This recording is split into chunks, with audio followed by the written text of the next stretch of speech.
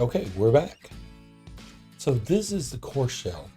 We're going to start off with our dashboard. Okay, so here is our dashboard for HPRM 3060 Food and Beverage Production Theory. So let's go into the course and see what it looks like. So here we are inside the course shell. Now, as we go along, you'll notice that the course shell doesn't have a lot in there to begin with. This is by design because I really want you to complete this in sequence. There's going to be material that's not going to appear until you finish a sequence or until the specific time for that to start goes into effect. Because some of the stuff, I just don't want you to get ahead because there is a lot of information. I'm rewriting this class as we go, so I'm putting it up there as quick as I can. I want to have it all in there. I wanted to have it all done before the semester starts, but it's a lot of lectures that I'm going to have to record. So I've got some things set up to where you're not going to be able to see them until a little bit later on. But getting started, let's talk about that first. This is going to be week 0 that we're talking about right now. This is day 1. So getting started. And here you're going to find how the modules are set up. They're divided into modules, and each module contains instruction, outside resources, assignments, discussions, and assessments. And then by going through these resources, you're going to be able to take notes, have all these different cool aspects of it. I'm going to try and give you a lot of information in here that you can download and keep for yourself. These are real world applications that you'll be able to use in there. The course overview. This is going to be the course description for the course that's the same as what's on the syllabi. Speaking of the syllabi, here's the course syllabi. This is where you're going to go to find the course syllabi. Don't look at any other syllabi. This is the appropriate syllabi that you're going to want to use. Even if I emailed you one, I think I emailed you the wrong one about 2 weeks ago. Please disregard it. This is the official course syllabi that you're going to go by.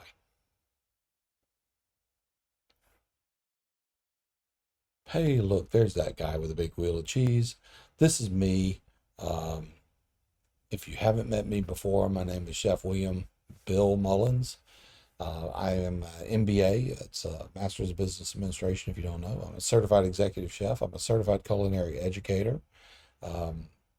Lots of other things. I do tons and tons of charity work. I do all kinds of other things. I ride horses, wear cowboy hats and boots a lot of times.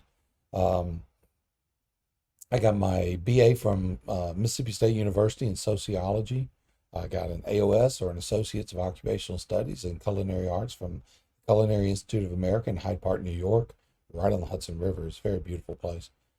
Having previously been in law enforcement and emergency medicine, as well as in the military, I moved around into the culinary realm in the late 1990s after a series of what I would consider unfortunate events. Essentially, I lit the candle at both ends and took a blowtorch to the center.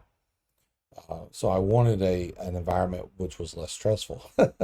Yeah, okay, we're going to go with that. After completing culinary training, I went to multiple different operations. I worked in New York City. I worked at Chicago. I worked in West Virginia at the Greenbrier, a 5-star, 5-diamond property. I went from being an executive chef on a small cruise ship, being a private chef for celebrities, actors, and musicians, and working at a remote Alaskan fishing lodge, even to serving as a corporate chef for a Mississippi-based restaurant company. I've worked in every possible corner of the culinary realm, from fast food to fine dining and everywhere in between. Most recently, I've been an instructor in culinary arts for more than 9 years. Actually, it's been close to 12 years, and 9 years at L'École Culinaire. And then the last 3 years, I've been instructor coordinator, and now I'm assistant professor teaching and coordinator for the University of Memphis Kimmons Wilson Culinary Institute. And I received my MBA from the University of Memphis in May of this last year. So I'm really pleased about that. Again, there's my email address. You can catch me on that. Most times, that's going to be the best way to communicate with me. Phone number for the office, phone number for text.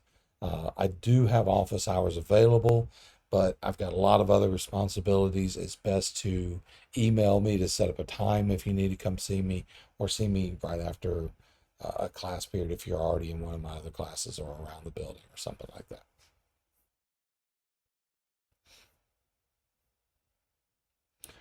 And then there's a little how to be successful in this course. I would recommend going through that, reading it. Um, you probably have seen something like this before, but it's basically the same stuff that you would think of. Log in regularly, if not daily. Check the syllabus for due dates regularly. In this case, you want to check. I'll show you where to go to see all the due dates as well, almost like a calendar. Plan to study and complete assignments at least 2.5 hours every week is recommended. It says every weekday, but this is a 1 hour course. If you're spending 2.5 hours every weekday, then you're overcompensating, I think, a little bit. You want to spend at least 2 to 3 hours a week in this course. Take notes as you study. Create study materials like flashcards, quizzes, and more online. And there's other things that you can do as well. So that's kind of our introduction into the getting started section. I've included a section in here called culinary resources. This is just free information for you to have if you want it. You can download these. The visual dictionary of food and kitchen I find to be extraordinarily helpful. It has pictures of almost everything that you can think of in the food realm. The science of cooking, if you're kind of a inquisitive, sciencey kind of person, maybe into STEM or STEAM, whatever they call it now, kind of classes.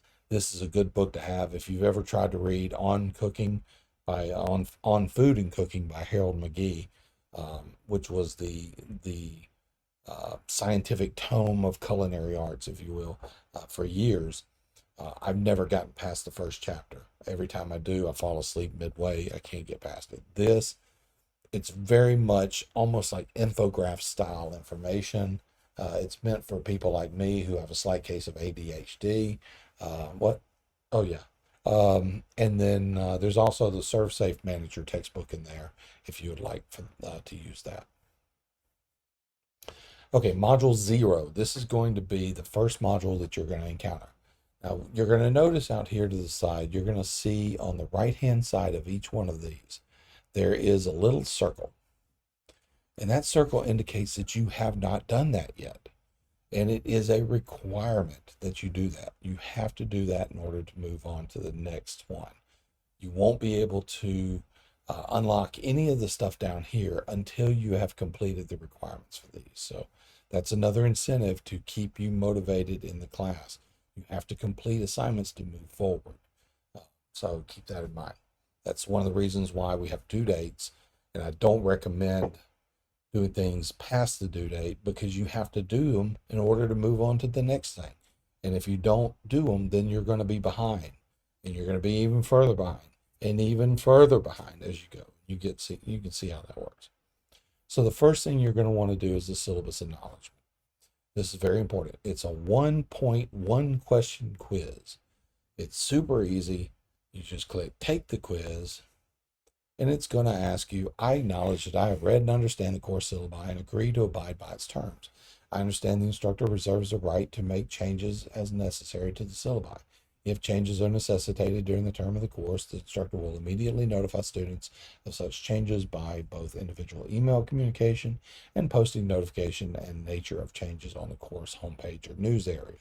And then all you have to do is click I agree and submit the quiz. Just like that. If you don't do this, you will not be able to go further in the class. This is a requirement. It is a mandatory requirement.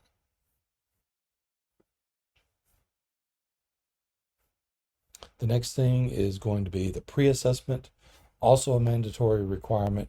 This is a 10-question pre-assessment that's designed to gauge your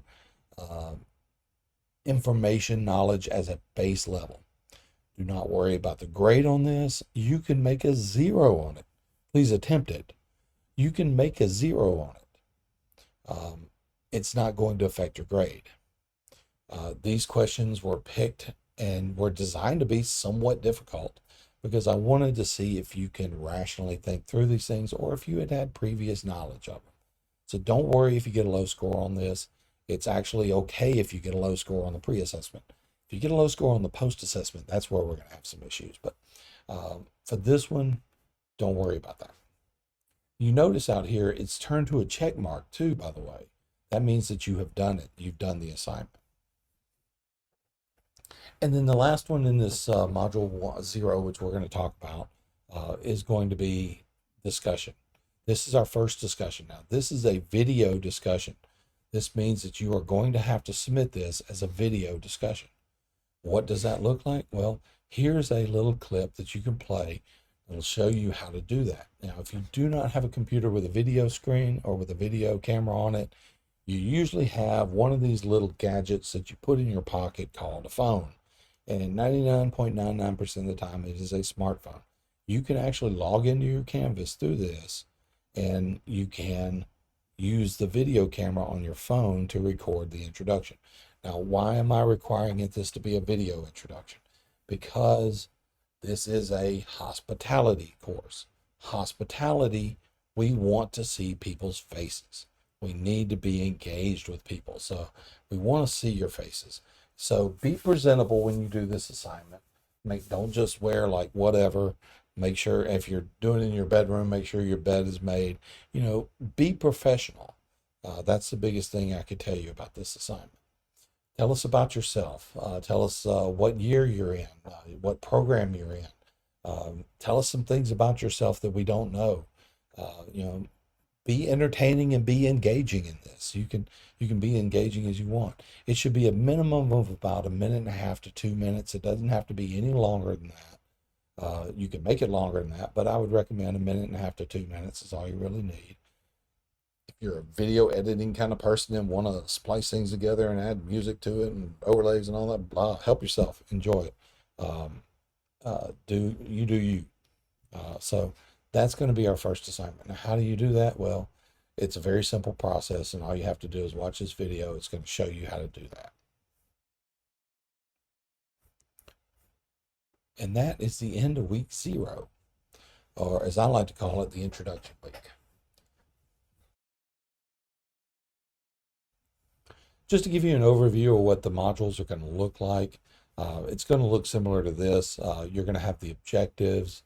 These are title cards. They don't click. You can't do anything with them. The things with the little icons next to them are going to be the ones that you want. This is going to be the objectives for the chapter. Most of these chapters only have about 4 or 5 objectives to them, so it's not really that big. There's a video lecture included in there. If I have the PowerPoints, I'm going to include the PowerPoints. Right now, I don't have access to the actual files, the PowerPoint files. So when I get those, I'll include them. But honestly, the PowerPoints are nothing more than bullet points. They give you no information other than the bullet points. So I recommend, this is the text right here. This is the chapter. I mean, it's a PDF of the text. So you don't have to go out and buy the book if you're not going to take the National Registry test. Everything is right here. Of course, it tells us it's a large file. In this case, we're just going to dismiss that. The benefit to downloading these is you can access them quicker, and you can search them using a Control F feature or Command F if you're using a Mac. So they got all the key terms in there. This is the actual textbook that we're going to be using. So I highly recommend that when you're watching the video, you have this pulled up. You can download it and follow along on the same screen, split the screen, or you can watch a video on your phone and then do that if you want to. It doesn't really matter. These videos also, if you can't access the videos through here, which you should be able to, the video lectures, you can access them on the YouTube page for Kimmons Wilson School. All of these are going to be uploaded to that as well. And then your assignments are going to be down here. There's a case study for every chapter. There's a discussion question for every chapter. There's a quiz for every chapter. Right now, these are not filled out. They will be by the time this video is posted. So that's on me. I'm taking care of that. But that won't be due until the following week anyway. And then there's usually some kind of supplemental information in here. In this case, I'm giving you my engineering spreadsheet that I created. We'll get into that a little more, and you'll see it in the first lecture for week 1, or for module 1, excuse me, week 2, module 1. So that's just a quick overview of the Canvas shell, the core shell. You'll also see when assignments are due out here, and that's a good way of keeping track of what assignments you have coming up. Keep an eye on this left-hand side of the screen over here. If you have any questions, you can reach out to me. Again, my best way of reaching out to me is through email at william.mullins@memphis.edu. I'll see you on the next one.